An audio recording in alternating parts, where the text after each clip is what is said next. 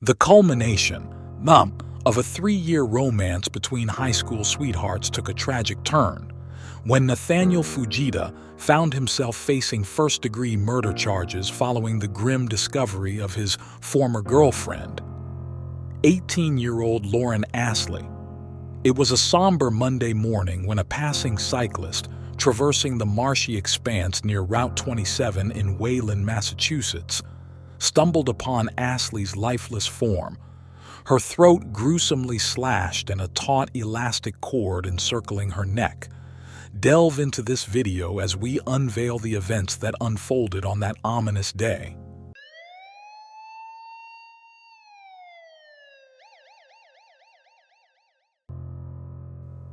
Lauren Astley grew up in Wayland, Massachusetts, with her parents, Mary and Malcolm. Her parents divorced when she was only 6, but they shared custody of their only child. Lauren graduated from high school in 2011, just a month before she disappeared. Lauren had plans to attend Elon University in North Carolina. Lauren was described as musically gifted, bubbly, and sassy. Her friends and family also said she was tiny, but had a big personality. On July 3, 2011, Lauren went to work at her job at the local mall. She was seen on the mall surveillance cameras arriving around 9:45 a.m. and leaving the around 6:45 p.m.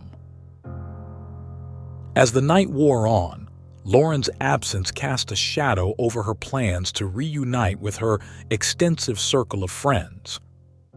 Concern rippled through the group when one member shared the unsettling news of spotting Lauren's distinctive red Jeep parked at the beach.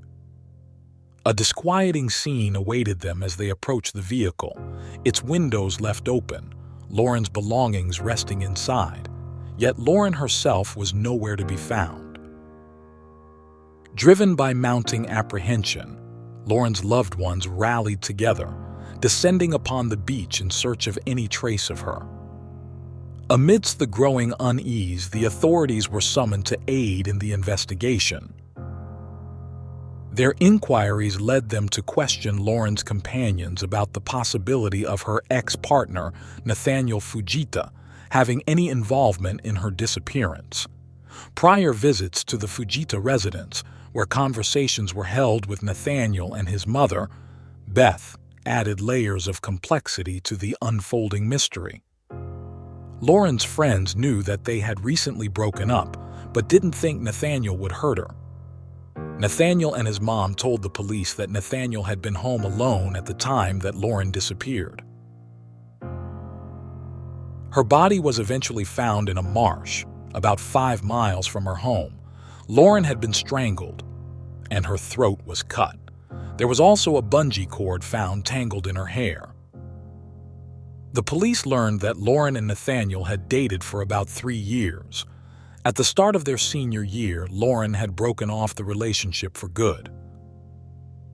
Mary, Lauren's mother, reflected on the tumultuous nature of her daughter's relationship with Nathaniel. Plans for the future once intertwined, with Lauren eyeing college in North Carolina, while Nathaniel set his sights on playing football at Trinity College in Connecticut. However, as time passed, it became apparent that the couple's paths were diverging. Following their breakup, Nathaniel's demeanor took a dark turn. Recollections from one of Lauren's friends painted a vivid picture of Nathaniel's escalating volatility. At their graduation celebration in June 2011, fueled by alcohol, Nathaniel's attempts to engage Lauren were met with rejection. Frustration boiling over, he lashed out, striking a support pole for the tent hosting the festivities.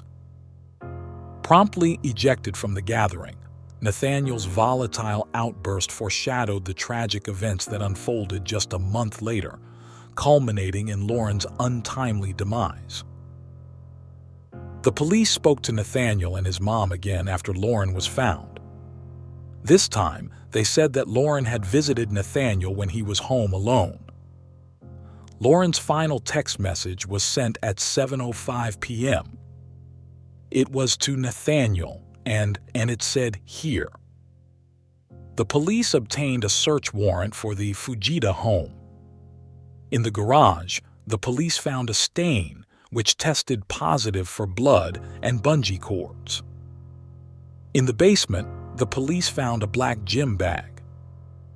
Inside the bag, the police found tennis shoes that were wet and caked in mud. Nathaniel had also hid another pair of bloody shoes and some wet and bloody clothing in a crawl space in his bedroom. The blood was tested by the lab and was Lauren's blood. On July 5, 2011, Nathaniel Fujita was arrested and charged with murder. Law enforcement's investigation pieced together a chilling narrative. Lauren, urged by Nathaniel's mother, ventured to visit him. Following the breakup and graduation, Nathaniel withdrew from social circles, confining himself to the confines of his home. Tragically, it was within the confines of his garage that Nathaniel perpetrated the heinous act, snuffing out Lauren's life. Disposing of her vehicle at the beach, he callously discarded her keys in a storm drain, a damning detail later uncovered. Returning home on foot, Nathaniel loaded Lauren's lifeless form into his vehicle before transporting her to the desolate marsh. In a bid to cover his tracks, Nathaniel meticulously erased traces of his crime, meticulously sanitizing his surroundings. Yet, despite his efforts, the evidence began to weave a damning tapestry of guilt around his residence. While Lauren's inner circle never witnessed overt signs of violence within her relationship with Nathaniel, they did notice troubling tendencies. Nathaniel's possessiveness and aggression, particularly evident in moments of intoxication, raised red flags among those closest to Lauren. The police, delving into the tragedy, categorized Lauren's demise as a grim consequence of breakup violence, shedding light on the darker undercurrents that permeated their relationship. Behind closed doors, Lauren grappled with the decision to sever ties with Nathaniel, a choice she contemplated for some time. Discussions with friends led to the compilation of a list outlining the reasons for her hesitance, citing Nathaniel's propensity for aggression, his strained relationship with his mother, and the palpable disapproval from Lauren's own mother and friends. As the wheels of justice turned, February 13, 2013 marked the commencement of Nathaniel Fujita's trial, a pivotal moment in the quest for accountability and closure in the wake of Lauren's tragic demise. The prosecution's theory was that Nathaniel killed Lauren because she broke up with him, and they weren't getting back together. Nathaniel's defense attorney, William Sullivan, said Nathaniel did kill Lauren. He said that Nathaniel had been diagnosed with major clinical depression and had a psychotic episode on July 3, 2011. William Sullivan recounted the chilling events, asserting that Lauren had indeed made her way to Nathaniel's residence. However, the encounter took a dark turn as Nathaniel launched a vicious assault within the confines of the garage, his actions clouded by a tumultuous episode. Prosecutor Lisa McGovern countered, painting Nathaniel as cognizant of his actions. She argued that his calculated moves, from escorting Lauren to the desolate marsh to discarding her keys and meticulously attempting to erase traces of his crime, indicated a disturbing level of awareness. Further testimony from a witness added weight to the prosecution's case, describing Nathaniel's return from the marsh, his vehicle reverberating with blaring music. Friends of both Lauren and Nathaniel took the stand, shedding light on Nathaniel's erratic behavior at the June graduation festivities, his gradual withdrawal from their social circle echoing a deeper descent into isolation. Adding a clinical perspective, Nathaniel's psychiatrist provided insights into his mental state during the fateful incident, detailing the tumultuous episode that culminated in Lauren's tragic demise. On March 5, 2013, after a 3-week trial, the closing arguments were read. The jury deliberated for just 1 day. Nathaniel Fujita was found guilty of first-degree murder with deliberate premeditation. He was sentenced to life in prison without the possibility of parole. And if you found this video insightful, don't hesitate to give it a like and share it with others who might find it interesting.